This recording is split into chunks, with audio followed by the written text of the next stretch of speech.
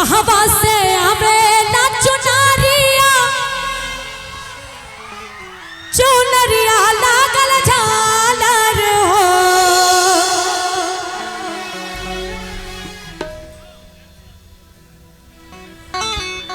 कि कहवा से आवेला चुनरिया चुनरिया लागल झालर हो कि मैया मोरी कहवा से आवेला चुनरिया चुनरिया लागल झालर हो।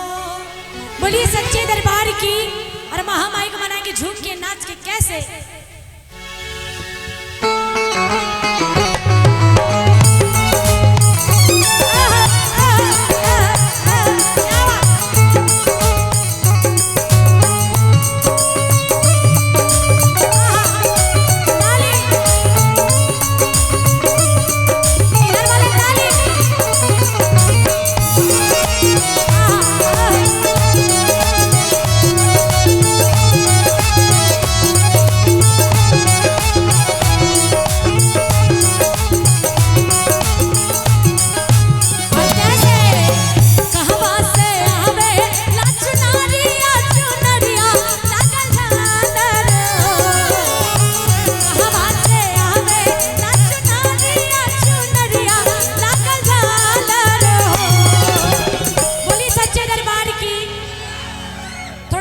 बोलिए सच्चे दरबार की।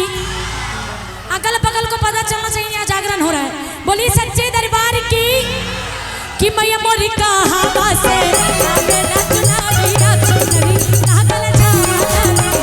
मैया मोरी कहवा से आवेला चुनरिया चुनरिया लागल झालर हो। कहवा से आवेला चुनरिया चुनरिया लागल झालर हो। कहवा से आवेला चुनरिया चुनरिया लागल झालर हो। कि मैया मोरी कहवा से आवेला चुनरिया चुनरिया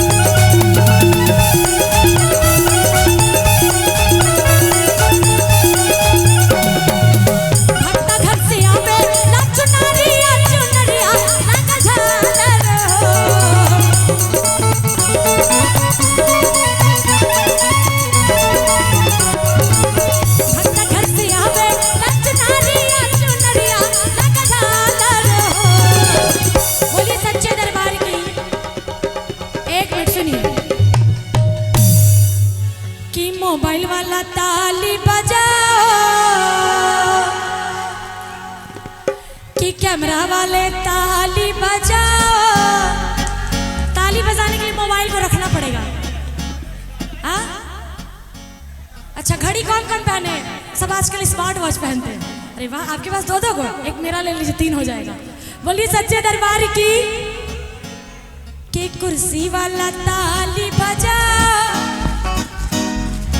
मच्छर नहीं मारना है, ताली बजाना है। ए गोरका भाई ताली बजाओ। कुर्सी वाला ताली बजाओ।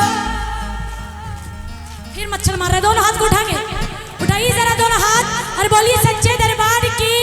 और कैसे कि भक्ता घर से आवेला चुनरिया